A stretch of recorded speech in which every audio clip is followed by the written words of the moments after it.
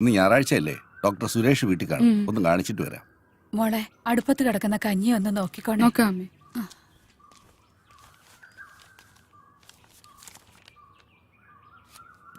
ശ്രീധരന്റെ മോള്. ശ്രീധരൻ ഇല്ലടി ഇവിടെ. ഹോസ്പിറ്റലിൽ പോയല്ലോ. ശ്രീധരൻ ഇല്ലെങ്കിൽ എന്താ, നീ ഇവിടെ ഉണ്ടല്ലോ. സുഖമല്ലേ അടി? ഇവിടെ വാടി, അടുത്ത്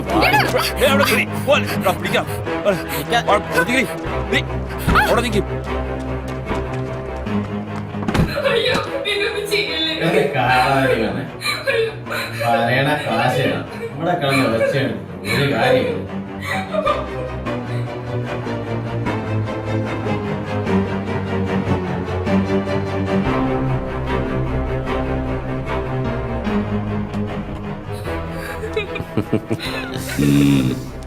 ഒന്നിങ്ങട് എങ്ങനുണ്ട്?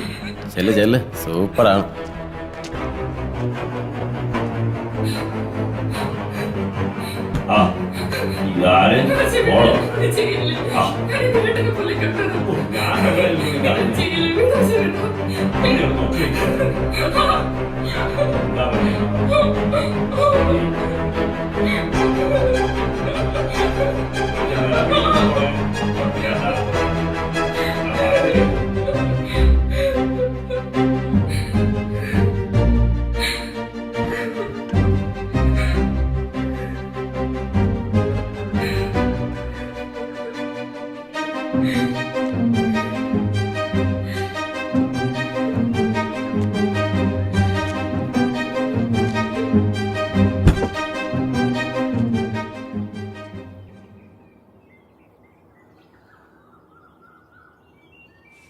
മോളെ അശ്വതി, ഈ പെണ്ണി വാതില് തുറന്നിട്ടേച്ച് എവിടെ പോയേക്കുവാ?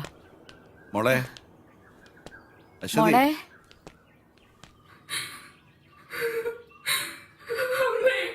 എന്താ മോളെ? അച്ഛൻ പോയി കഴിഞ്ഞപ്പോ അസുഖേട്ടന്റെ കൂട്ടുകാരന് വന്നു. എന്റെ മോളെ, അവളെ നിങ്ങൾ കണ്ടില്ല മനുഷ്യ, നിങ്ങളുടെ കൂട്ടുകാരൻ നമ്മുടെ മോളെ. ഇനി എന്തിനാ ജീവിക്കുന്നേ?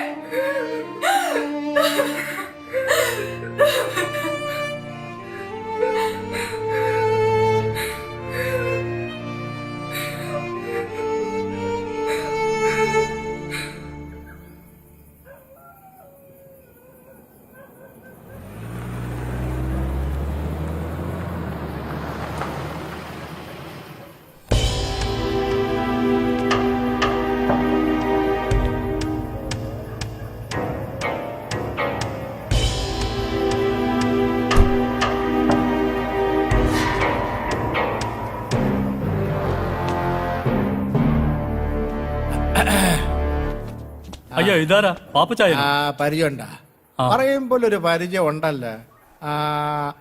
നീ ആ കുറിപ്പയിലെ ഷാജിയല്ലേ? അതിനൊക്കെ ഇവിടെ ആയിരുന്നാ പോസ്റ്റിംഗ്?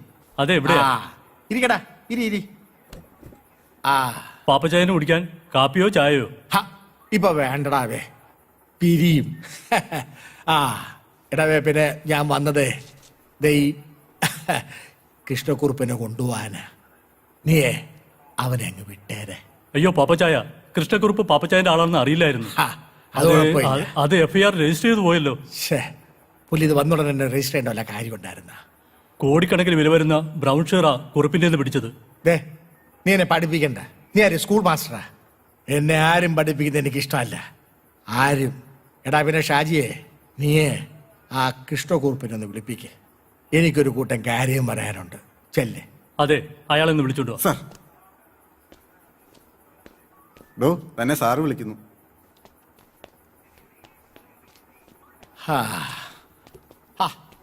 നീ ഒരു ദിവസം കൊണ്ടങ്ങ് ഓഞ്ഞു പോയല്ലോ. എടാ ഷാജിയെ, നീ തെല്ലട അങ്ങോട്ട് മാറി നിൽക്കേ. എനിക്ക് കുറുപ്പിനോട് ചില കാര്യങ്ങൾ പറയാനുണ്ട്. ചെല്ലേ. ശരി പാപ്പച്ചായ.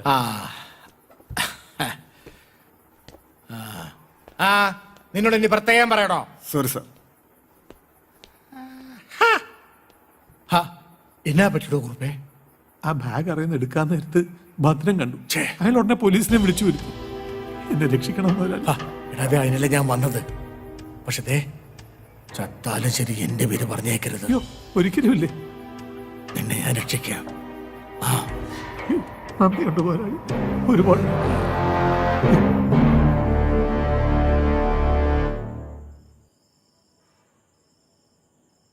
എടാ എടാ പട്ടികളെ, നിങ്ങൾ എന്റെ മകളെ. അപ്പൊ ആ വിവരം അവള് തന്നോട് പറഞ്ഞു അല്ലേ? ഞങ്ങൾ വിചാരിച്ചു പറയില്ലെന്ന്.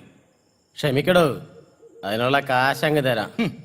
എന്റെ മകൾക്ക് നഷ്ടപ്പെട്ട മാനം നിങ്ങൾക്ക് തിരിച്ചു തരാൻ പറ്റുമോ? അതിന് താൻ എത്ര പേരുടെ മാനം കളഞ്ഞിട്ടുണ്ട്? അതിന്റെയൊക്കെ ശിക്ഷയാന്ന് കരുതിക്കോ.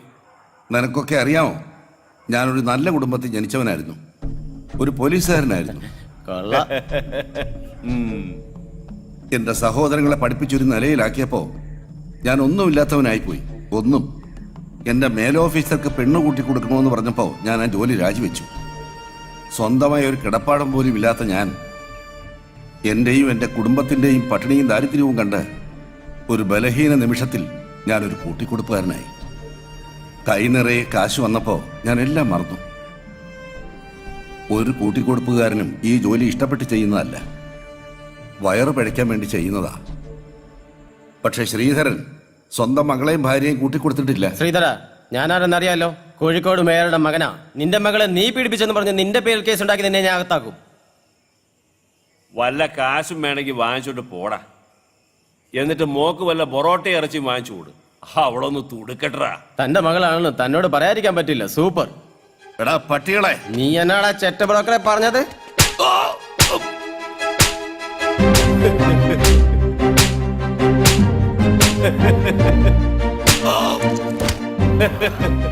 എടാ ശ്രീധര, നിന്നെ കൊന്നു തള്ളിയാൽ ഒരു പട്ടിയും ഞങ്ങളോട് ചോദിക്കില്ല.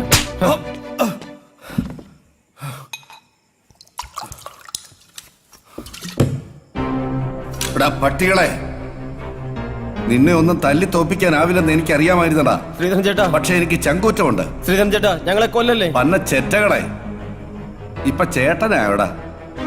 ഇത്രയും നേരം ശ്രീധരനായിരുന്നു. ദാ ഇത് കണ്ടോ? ശ്രീധരൻ ചേട്ടാ, ഞങ്ങളെ കൊല്ലല്ലേ. 9 മാസം ഞാൻ ഇതിൽ പണി പഠിച്ചവനാ. എനിക്കുന്നം തെറ്റില്ല. ശ്രീധരൻ ചേട്ടാ, ഞങ്ങൾക്ക് പറ്റിപ്പോയി. എടാ പ്രവീണേ, നീ എന്റെ മോളെ പറ്റി എന്നാ പറഞ്ഞത്? പറയടാ, പറയടാ. സൂപ്പർ സൂപ്പറാ. മകള് മാത്രമല്ലടാ, ഞാനും സൂപ്പറാ.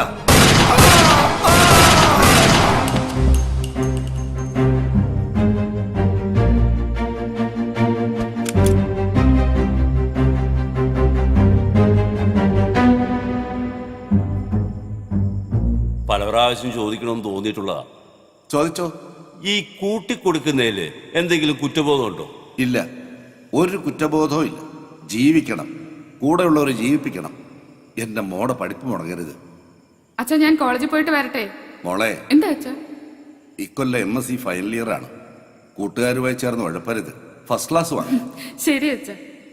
എന്റെ മോളാണ് അച്ഛന്റെ സ്വപ്നം. നിങ്ങൾ ഒന്നുകൊണ്ടും പേടിക്കണ്ട, അവള് നല്ല മിടുക്കിയായിട്ട് തന്നെ പഠിക്കും.